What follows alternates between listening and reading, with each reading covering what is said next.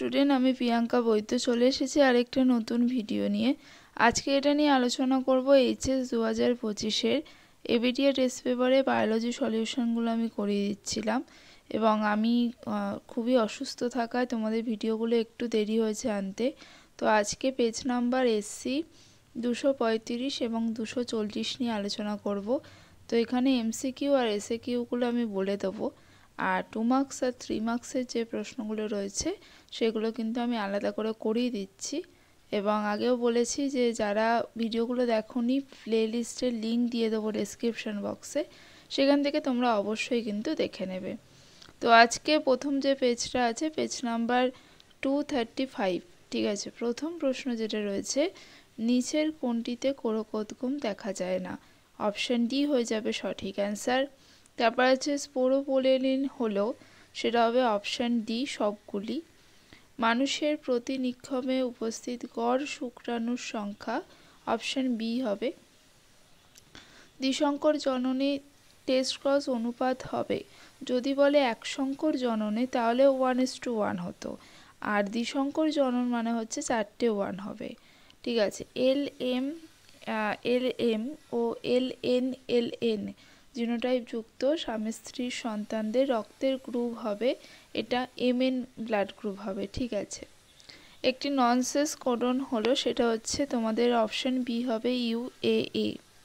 তারপর হচ্ছে প্রদত্ত কোন প্রকার জিনোম ডবল টাইজোমি উদাহরণ, অপশান বি হয়ে যাবে সঠিক অ্যান্সার। তারপর যে প্রশ্নটা রয়েছে, প্লাসেন্টা ভেদ করার ক্ষমতা যুক্ত আইজি হলো, সেটা হবে আইজিজি, ঠিক আছে। গরুর খরা বৃত্তি হলো, সেটা অপশান বি। তারপর নিচের কোনটিতে টিআই প্লাসমিড থাকে, সেটা অপশান ডি হবে। প্রথম রেস্ট্রিকশন এন্ডোনিউক্লিয়েজ হলো, অপশান বি। তারপর যেটা রয়েছে সেটা হচ্ছে সাভানা বায়োমে বসবাসকারী একটি প্রাণী হলো, অপশান সি। তারপর আছে ওয়ার্ল্ড কনজারভেশন ইউনিয়ন কোনটি নিয়ন্ত্রণ করে, সেটা দুটোই হবে, তোমাদের অপশান ডি হয়ে যাবে সঠিক অ্যান্সার। পেট্রোল বা ডিজেল অপেক্ষা সিএনজি ভালো জ্বালানি, কারণ অপশান ডি হয়ে যাবে সঠিক অ্যান্সার। তারপরে 2 নম্বরেগুলো একটু লিখে নাও, ছোট ছোট প্রশ্ন আছে। রিল্যাক্সিং হরমোন কোথা থেকে খরিত হয়? প্লাসেন্টা থেকে। তারপরে যেটা রয়েছে, প্লাস্টোসিসের কেন্দ্রীয় গহ্বরকে কি বলে? প্লাস্টোসিল বলে, ঠিক আছে। কনবার্গের উৎসেচক আগেও বলেছি, ডিএনএ পলিমারেজ 1। ইন্টারফেরন হচ্ছে যা কোনো স্থানে যদি ভাইরাস আক্রান্ত হয় সেখান থেকে ইন্টারফেরন খরিত হয় এবং ভাইরাসের বিরুদ্ধে কাজ করে, তো সেটাকে ইন্টারফেরন বলে। কোন প্রকার খাদ্য শৃঙ্খলে উৎপাদক থেকে শুরু হয় না? উৎপাদক মানে হচ্ছে সবুজ গাছপালা থেকে শুরু হয় না, সেটা হচ্ছে ডেট্রিটাস খাদ্য শৃঙ্খল, যেটা পচা যে কোনো বস্তু থেকে শুরু হয়, পচা পাতা এইগুলো থেকে। আচ্ছা, ওজোন গহ্বর সৃষ্টি করে তার জন্য দায়ী পদার্থ ক্লোরোফ্লোরোকার্বন দিতে পারো। তারপরে যে পেজটা রয়েছে এসসি 240, তো প্রথম প্রশ্ন, পরাগনালীর অগ্রপ্রান্ত ডিম্বকের ডিম্বগ্রন্থ ভেদ করে ভ্রূণস্থলীর মধ্যে প্রবেশ করলে তাকে বলা হয়, অপশন বি।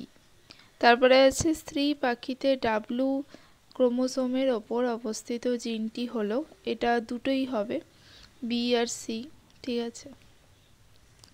তারপরে যেটা আছে 3 নম্বর, ব্যাকটেরিয়াতে সূচনাকারী এইউজি কোডন, সেটা হচ্ছে মিথিওনিনকে নির্দেশ করে। কোষ বিভাজনে এস দশায় বিভাজন ঘটে, সেটা হবে অপশন ডি, ঠিক আছে।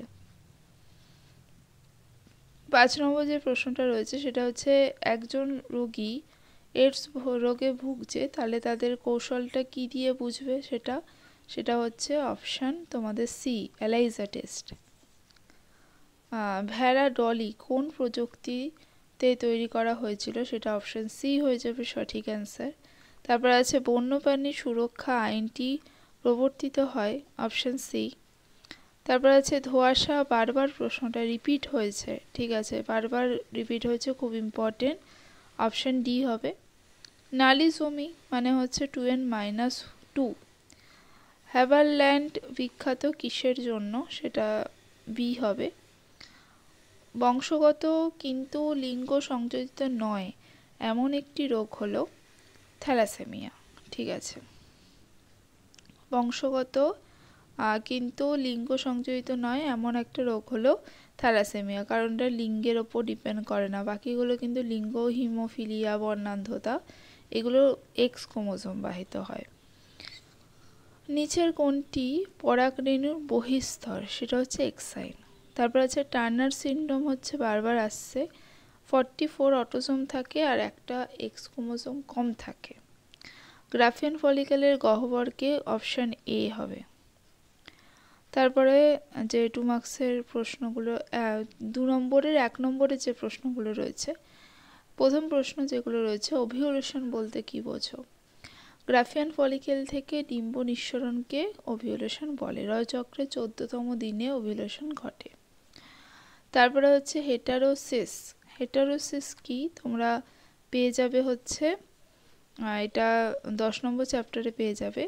দুটো উদ্ভিদ তাদের মধ্যে সংকরায়ন করা হয়েছে, যে সংকর উদ্ভিদটা তৈরি হলো তারা বেশি গুণসম্পন্ন হয়, বেশি তাদের রোগ প্রতিরোধ ক্ষমতাটা বেশি হয়, এই ব্যাপারটাকে হেটারোসিস বলে।